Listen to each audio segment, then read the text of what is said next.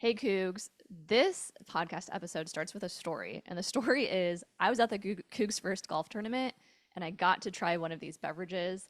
And in the back of my mind, I knew eventually we would need to talk about it. And so today I'm here to help tell the story of how Paddock Spirits came to be. I'm joined by Nick Lee, one of the co founders.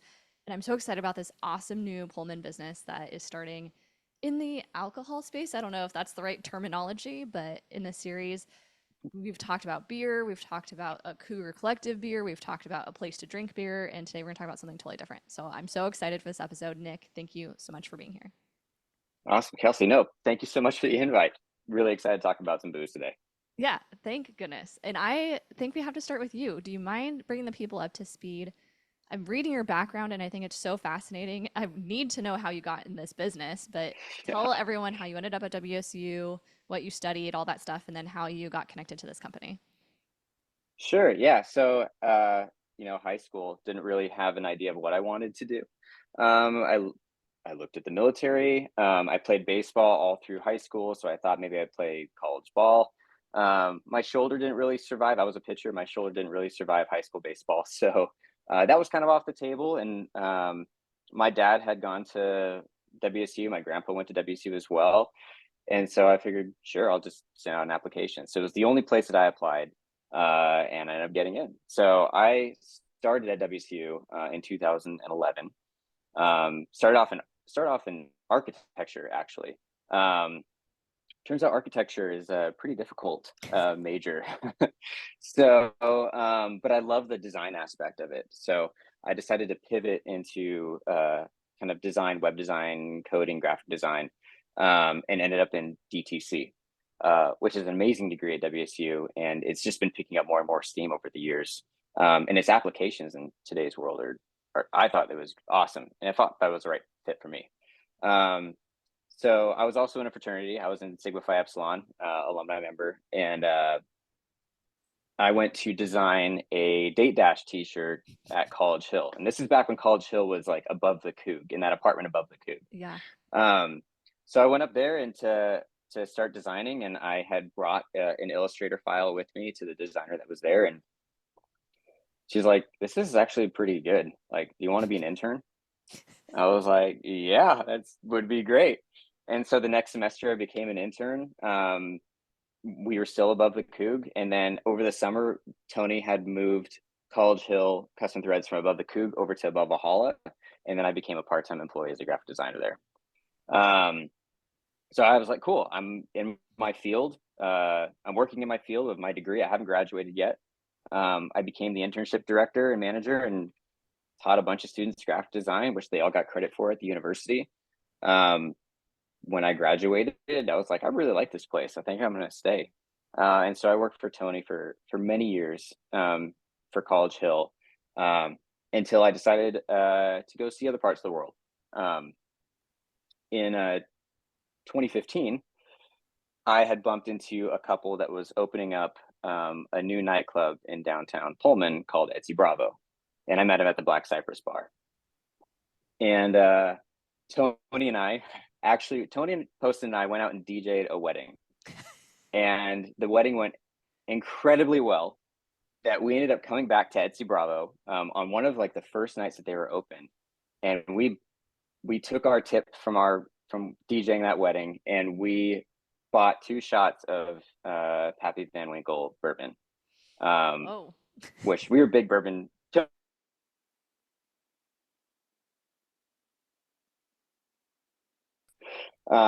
And so Corey gets on the ladder. He goes all the way to the top shelf. He grabs the bottle, and then he pours a drink for all three of us, just saying, thanks for buying this. And what are you guys doing tonight? And I'm like, well, I just DJ'd a wedding. And Corey asked me if I wanted to DJ at Z Bravo the next weekend. I was like, all right, cool. And so I DJ'd the next weekend, and then he asked me to come back the next night. So I came back the next night, and then he offered me a job. So that was the College Hill aspect, and then also the Etsy Bravo aspect. So I had the design background where I met Tony, and got really integrated in like what it means to be a Cougs fan, and really loving Pullman and loving the area. To then falling in love with this bartending world of nightclubs and cocktails. And if anyone's ever been to Etsy Bravo in Pullman, it is an absolutely beautiful place and totally unexpected out here. And they're about to, like, I think they're on their 9th or 10th year of being in Pullman, which is just so cool to see how they've grown. And over that time, I've gotten a lot closer with Blake and Corey, the owners of Etsy Bravo, as well. So all of that kind of like laid the groundwork for me falling in love with wine, becoming a wine som, traveling to Australia. COVID happened and soms kind of went extinct for a little while. So then I ended up working for the Amazon machine. Got some amazing experience helping these massive international brands move their business from these brick and mortar stores onto Amazon.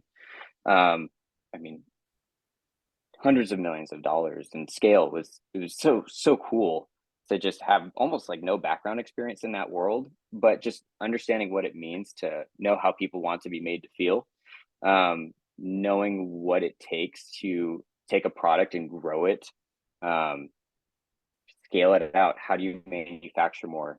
How do you advertise it? And how do you do it with like tight budget constraints? You know, when COVID happened, a lot of people didn't have a lot of cash. They cashed out their 401ks to start selling products. And it was tough to help those folks, but it was really rewarding when we did. So all of that was going on. And my wife and I were feeling just a little overwhelmed in Seattle. There's too many taillights, and we just wanted more time for us and to feel safer. We wanted to have our kids grow up in a place where they felt safe, where they could go, you know, walking around and play with their friends. And so we decided to move back to Pullman in January of 2023. And we've been here since. We love it. My wife owns a spa in downtown Pullman, which is just absolutely thriving. Blake and Corey had asked if I wanted to join them with an idea they had of canned cocktails. And their idea of this started in COVID, where they had to find a way to take craft cocktails from Etsy Bravo back to people's houses, right? Mm-hmm. They found a system that worked really well, and they're like, well, why don't we grow this thing a little bit more? So they invited me down, and we started spitballing what this thing could look like. We built out what the brand could look like. We started working on flavor development. We brought in Nick Robertson from Emporium, which Nick is just a stud. Like, such, if you've ever met Nick Robertson, he's a great guy. Absolute workhorse, always has a smile, great attitude. He's our #1 delivery guy, but he's also like our main fixer guy. Like, he's great with his hands and being crafty, and helped us remodel both of our old space and our new that we just moved into recently.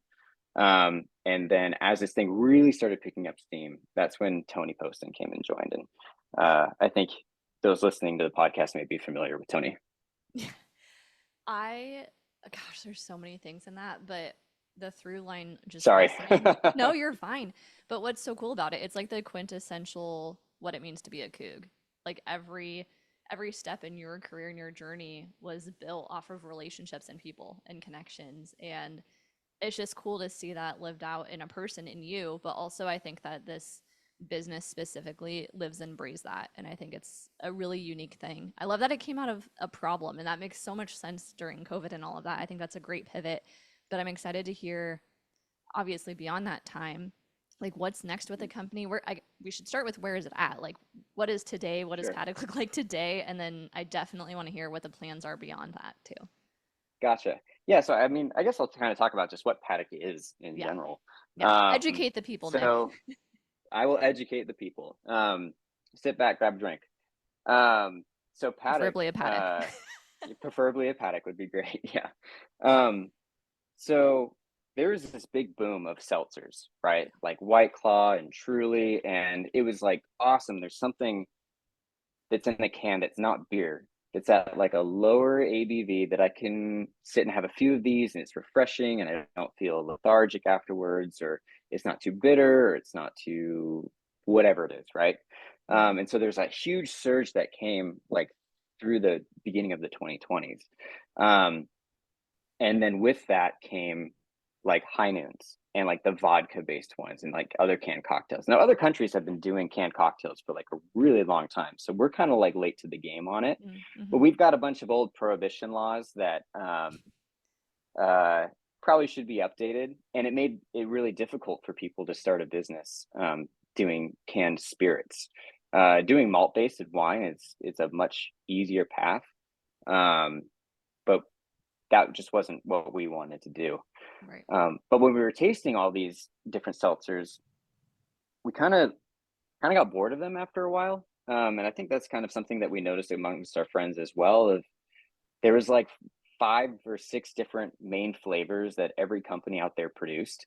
Right. And the experience of it was kind of like this 2-part experience. Just it was you'd open it and you'd get this kind of wave of kind of synthetic candy type of flavor, and then it was followed by like super boozy bubbly water. Like you could Mm-hmm. like booze, like ethanol alcohol was like a flavor of these Mm-hmm. drinks. And as bartenders, we're all founded by bartenders. Our job as a bartender is to elevate the spirit or tuck it into something where you don't even notice that it's there. It's just a really enjoyable experience, Yeah. right? um so when we started going after, well, what do we want our canned cocktail to be, we built it like a bartender would build a drink. Mm-hmm. We found out what a good balance was, what real fruits tasted like, what the spirit is supposed to, how the spirit's supposed to fit into the mix. And then we built what was the first canned cocktail that Paddock made, which was a watermelon and what was it? It was watermelon, cantaloupe, and a little bit of ginger, which sounds kind of strange, but it worked. It was really yummy. Um, we've then split that out into 2 different drinks. And then now we have 4 flagships that we offer. So we have a watermelon guava, we have a cucumber lime, we have a strawberry red apple, and then we also have the cantaloupe and ginger. And so those are the 4 flagships that you'll see floating around Pullman. And hopefully we'll start expanding that reach a little bit further. But yeah, they're all vodka based canned cocktails. All at 6% ABV. So a little bit more of a kick than some of the White Claws and the High Noons out there. But I mean, it's Pullman, right? So we like to have our drinks a little strong out here. But the beauty of it was that we were able to tuck that 6% into this drink without you even noticing that it's there. Yeah. When you open this can, I don't know if you mentioned you've had one, but when Yeah. you open that can, the first thing you get is this aroma. Like you can smell fresh ginger, you can smell fresh strawberry because there's real strawberry, there's real ginger in there. All the fruits and infusions that we use are all real fruits. Um, but it has that nose, and then you can taste it, and it's got this palate of you can taste both flavors distinctly. Um, there's carbonation there, but we actually carbonate our cocktails a little bit lower than some of the other main brands that are out there because we don't want to get like the hiccups. Like going to like McDonald's and ordering a Sprite, then you like instantly just get hit with the hiccups. Like at least Mm-hmm. that's my experience. Mm-hmm. We wanted to kind of tone that down a little bit where it had a little bit of a sparkle, and the carbonation, preserves those flavors. But it was balanced. It was smooth. And then the finish where it just tastes like you just bit into like a fresh watermelon for a few seconds to like a minute afterwards, and your mouth is still salivating because it's got like lovely bright acidity in it. So it's kind of like a wine drinking experience, right? It's got the nose, it's got the palate, it's got the texture, it's got a finish. And it's just interesting, but we had to make it interesting without it being like overly complex, because we want these things to be easy to enjoy and Right. hit all different types of audiences. Yeah. But I yeah, was so yeah. just gonna say, with that, like, who who naturally gravitates and drinks this beverage versus who is it like the surprising consumer who doesn't think it's for them, but it is actually for them. Gotcha. So um I think it's those that maybe were part of like the beer fad when the beer fad really hit a stride going through like the 2010s. And then we were just overpopulated with IPAs and sours and different things. And people wanted to try something different, right? And so I think that the seltzers kind of hit that same type of wave. And Yeah. then it's still, now don't get me wrong, it's still peaking and it will peak for a number of years. Which is why we got into this market as well, is because we really project that over the next 5 to 8 years, um, these types of canned alcoholic beverages are really going to be a focus of what people want to enjoy. Mm-hmm. They want a beer drinking type of experience, but without actually having to drink a beer. And uh, there's so many folks out there these days that have different types of dietary restrictions, that want to have a beer type of drinking experience, but maybe they are celiac, right? Maybe they have an aversion to gluten or wines, and some of these highly produced wines have like way high levels of sulfites, and the sulfites are giving them headaches, right? Um, my wife has celiac, so it was really important for me to make sure we found a beverage that she could have, um, with everyone else. And everyone else was liking it. She didn't have to get the special gluten-free version of it. All of our beverages are 100% gluten-free. It's all real fruit juices. There's nothing hiding behind any of them. And I think people want to know what's in their food. They want to know what they're drinking. They don't want it to be a mystery. And I like to think we're kind of opening up the veil with that, with some of these other highly produced seltzers that are using artificial flavors or artificial sweeteners. Um, and people can tell. I Mhm. feel like people can tell when something is not authentic in front of them. For sure. And I think two things. I think there's so much intentionality with the beverage itself, the quality and all those ingredients, all the things you mentioned. I also think there's a lot of intention with your branding and the naming of things and that side of the coin. And with your expertise, I'm just curious, how did the name come to be? When you're thinking of future, yeah, future lines and stuff, like who are you Yeah, picturing? Because even the website kind of has a tone to it too. So I'm curious. cool. Well, thanks. Yeah. So we don't hire any design folks. We do it all excuse me, we do it all ourselves. I designed all the cans in collaboration with Corey and Blake. Um, every time I make a design, I make like 6 or 7 versions of it, and then we sit through and we pick out which one we want to go with.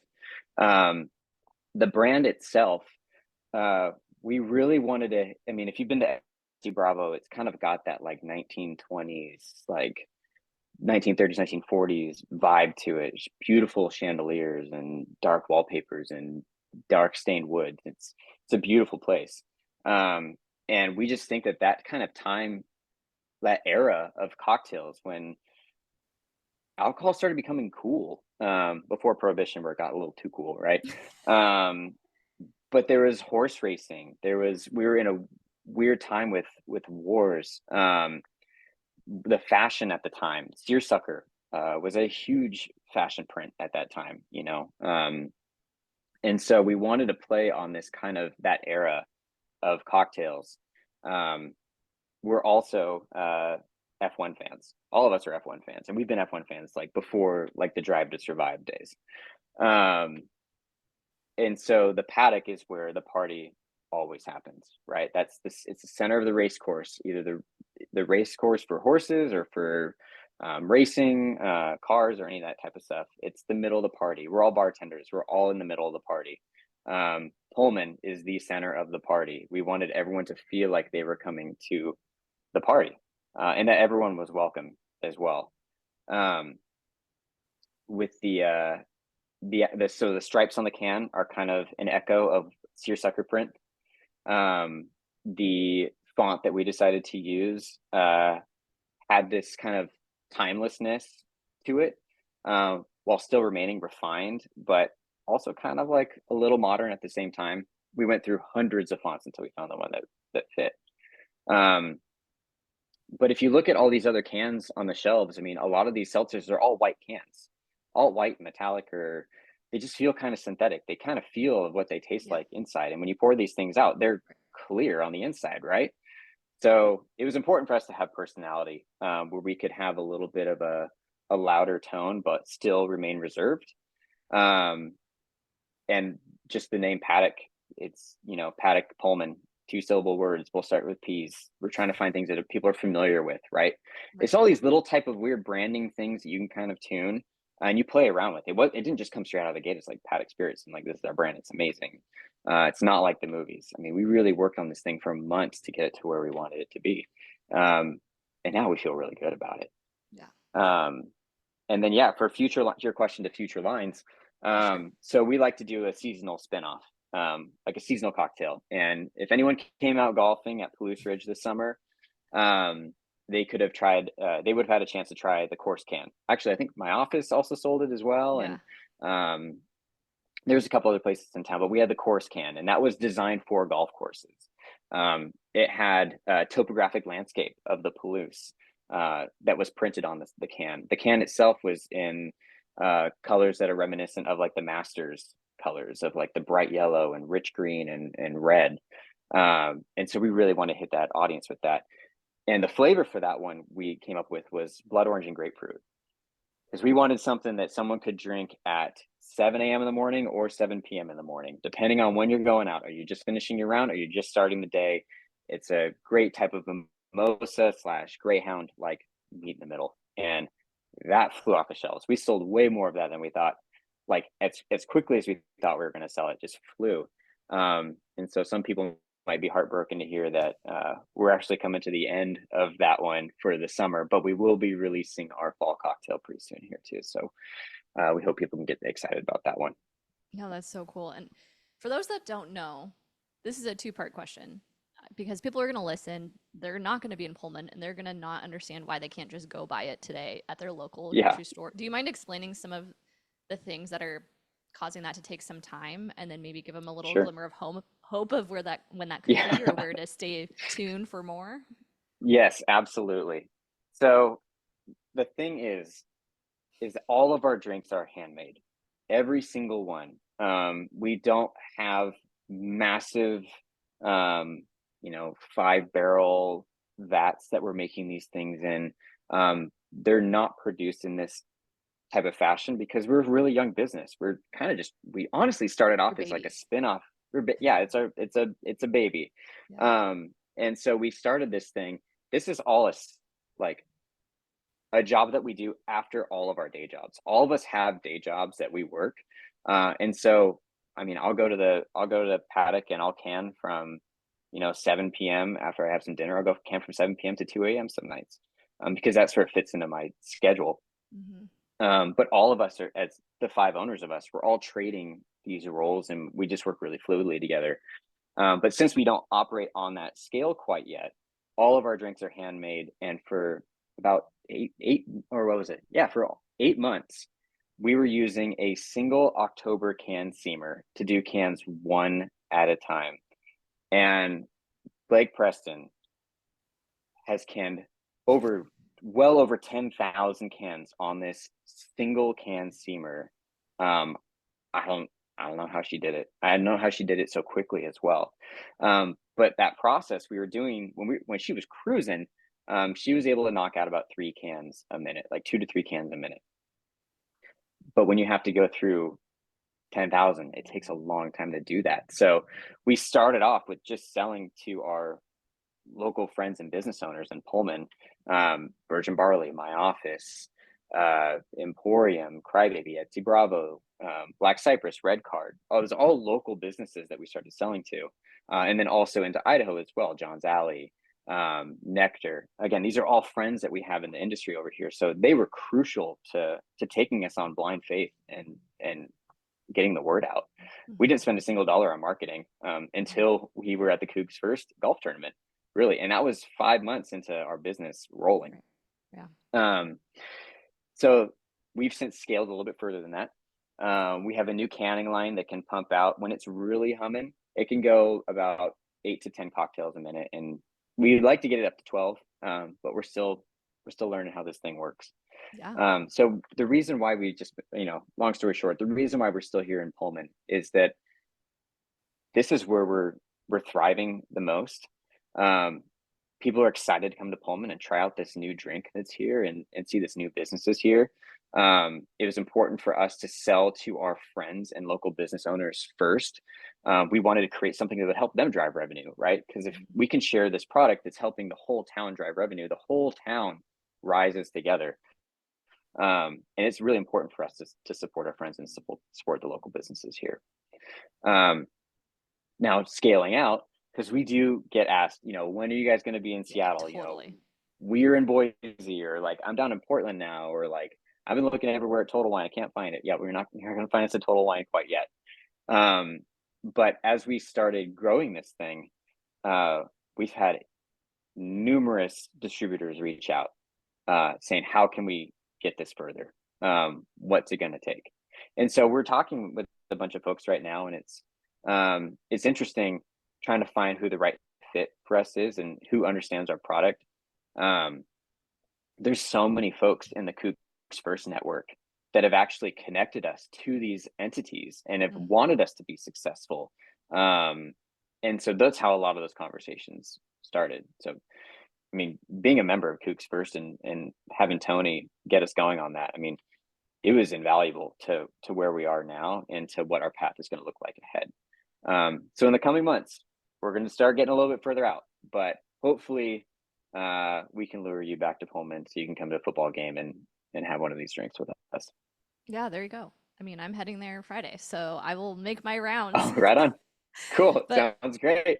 totally. And I think that people just don't understand all the behind the scenes. I know there's also some legal stuff with it being vodka based versus other things. And I don't want to bore everyone with all the nitty gritty, but I just wanted them to understand. Of course, I'm sure the goal is to get it everywhere eventually, but not at the expense of quality. Yeah, Washington State, it's really difficult. We're having so much success in Idaho, and then as we start having these distribution conversations, we had to halt our sales there and just focus specifically on Washington. But anyone who has tried to go to the grocery store and buy some High Noons or a bottle of Tito's or anything like that, that sticker is going to show, I don't know, $19, but when you go to the register, it rings up for 28. And these canned beverages are actually the number one product left at the register where people actually won't purchase it. They'll see the price and they're like, well, I don't want it anymore. And we really did this to ourselves back in, I think it was like 2011 when we privatized alcohol. And it's been really difficult to get it from, it was really difficult to get it from the state liquor stores to grocery stores for convenience. Now we're like, wow, these taxes are really, really, really expensive. Cost of groceries is higher. Everything's getting more expensive, right? And so when people see one sticker tag and then their checkout tag is a $10 to $30 difference, it's not a good customer experience. And so it's been difficult to kind of play that from a retail side because, we're all hospitality people, right? We want the experience to be great from ordering to first interaction with the brand to enjoying it, trying it out, experiencing it for themselves to what they paid for. Is the value worth it? What's their buying experience? And so in restaurants, it's a little bit more it's a little more streamlined, right? You see a $7 drink or a $6 or $4 drink on a menu, and you go to cash out, it registers at $4 plus a little bit of sales tax and your tip at the end, right? So that's why it's been easier for us, and most of our sales come from restaurant sales because that buying experience just makes a lot more sense, at least in Washington as things stand. Now, there's a lot of players out there, from distribution to the larger distilleries in Washington that are lobbying to have these taxes reduced. But we got to sell in the meantime, right? So it's probably going to take a little while for those things to actually get some movement, and we sincerely hope that they do. And anyone out there that is able to help leverage these things and get our spirits tax in Washington State lower, like, we are all ears and you have our support. But yeah, so that's been the difficult part and on the retail side, it's just this weird confusion of buying spirits in Washington State. I'm glad we spoke to that because, again, I think people just don't know what they don't know. And what a cool experience that you're a part of, and what a interesting and disruptive beverage you guys have created. I just think it's awesome. And guess what, everyone? I guess you just got to go to Pullman. So we'd love to have you. We miss you. Come on out. Come on back. yeah, exactly. But as I promised, Nick, I wrote a couple rapid fire questions for you, and then we'll wrap up at the end after that. But okay, are you ready for them? Bring it on. Let's do it. Okay, first one. What is your favorite Pullman memory?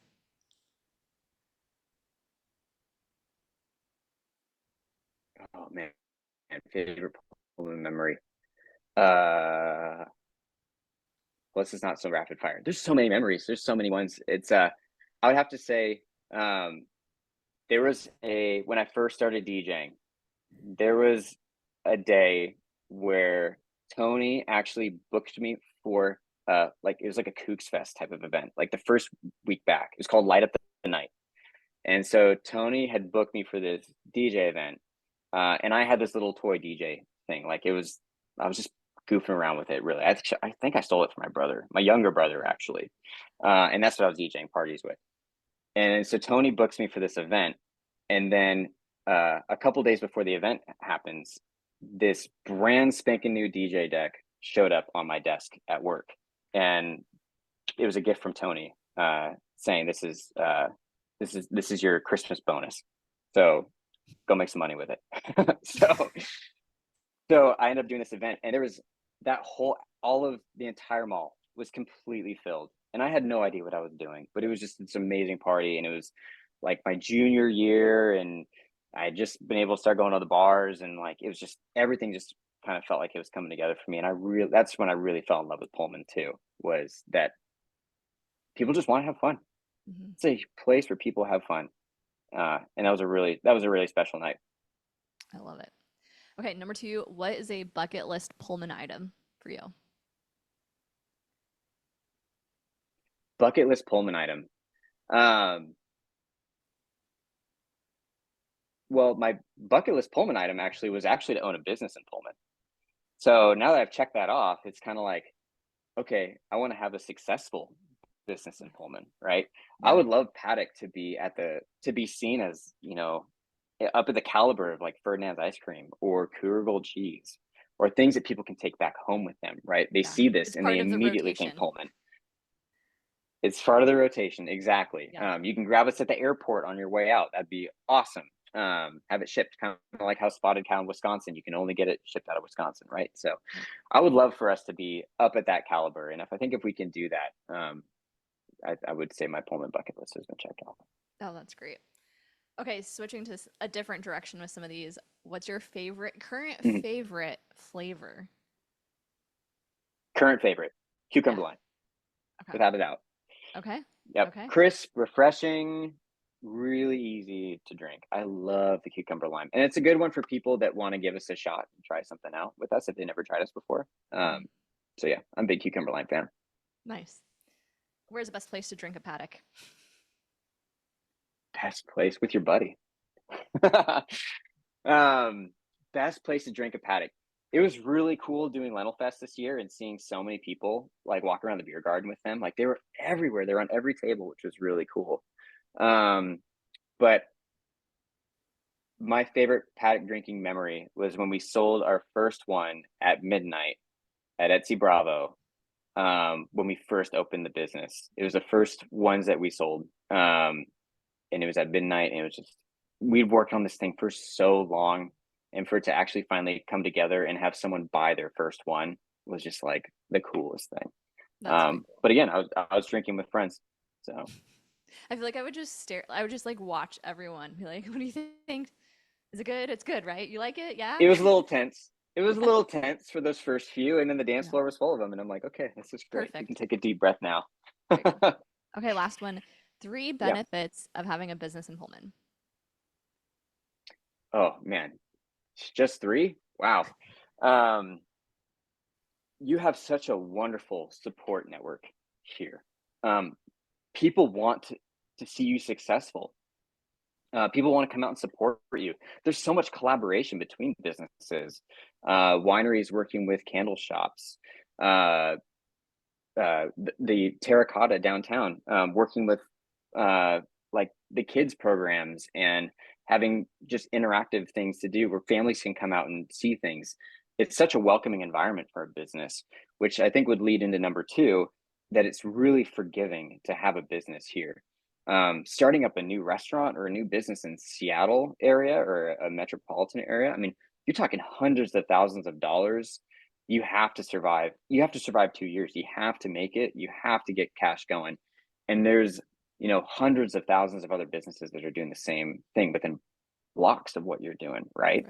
Right. Um, Pullman, the cost is cheaper. People are a lot more resourceful out here. I think it's a wonderful place for someone who wants to test drive a business idea if they're coming out of the business school, Mhm. or the hospitality school, or any entrepreneurial type of person that wants to try to see what a business can do. I think Pullman is a fantastic place to do it. You also have this wonderful sample of an age group that really dictate trends and Mhm. what's relevant, either whether it be online or health trends or whatever it may be. you also have a huge network of friends here too. Usually, especially if you're in the Greek system or you have classmates or those types of things that you can bounce ideas off of. There's so much passion that comes from that. And then the third part is that moment when you realize that Pullman doesn't have to be a place just for school. You can have a real life out here. You can have a safe life out here. You can have a comfortable life out here. There's room to stretch your legs. You can feel like a big fish in a small pond really quickly. And I think that's what has drawn me and my wife back to Pullman, is that uh, those are all things that we value and we like being known. We like knowing we like how running into any place and we can bump into a good friend of ours that we've either seen yesterday or maybe it was weeks ago. We have friends that constantly come back through town that want to come to a football game or just spend a weekend, and we get to relive so many memories with them. But it really is a special place, and it's growing really, really quickly. More housing, access to bigger suppliers like Amazons and Home Depots and different types of things. People are noticing just how cool this place is and how much potential there is. And so for any new business, any person who's looking to start a business, especially if they're coming from school, I recommend starting it in Pullman and joining a group like Pullman Young Professionals, where it's all a bunch of 20 to 30-year-olds, and there's some 40s and 50s. It doesn't matter how young you are, come join, where we can bounce and collaborate ideas and share notes and help each other be successful. It's a really forgiving place to do that. Yeah, that's an interesting perspective. I love all those answers. Okay, well, it's time. So we told the people, Okay. come to Pullman, of course. But for those that can't quite make it, where's the best place for them to stay connected? And I have a feeling that there's going to be a lot of updates, new flavors, just different Hmm. things that people are going to want to know about. So where should people go for more information? Yep. Best place to go is going to be our Instagram. That's where we release all of our new flavors, big announcements, all those types of things. You can find all the information there. We also have a website as well, but you'll find the most up-to-date information, and you can engage with us at any point through our Instagram. And then, yeah, best place to buy it around here in Pullman, if you're looking for retail, like cans to go, the Sunset Mart on Bishop, as well as my office also can sell them to go. As far as the restaurants in town go, like I mentioned, Birch and Barley, Red Card, Round Top, the golf course, Etsy Bravo, Emporium, Crybaby, my office, Valhalla. So I'm sure there's even more. It's just the list keeps growing, which is awesome. But in a couple weeks here, we will be opening our own retail shop right above Valhalla in the middle of campus. So people can come and pick up Paddocks, build your own packs, mix variety packs, just single cans, whatever you want to do. We'll also have a bunch of merchandise and all that kind of stuff as well. So we'll have a nice presence right in the middle of campus. So you'll be able to find us on game day. Awesome. Can't wait for all of that. And Nick, thank you so much for coming on the podcast. It was awesome to chat. I hope everyone supports the business and follows along. So thank you. My pleasure. Thank you so much for having me. Yeah. Go Cougs.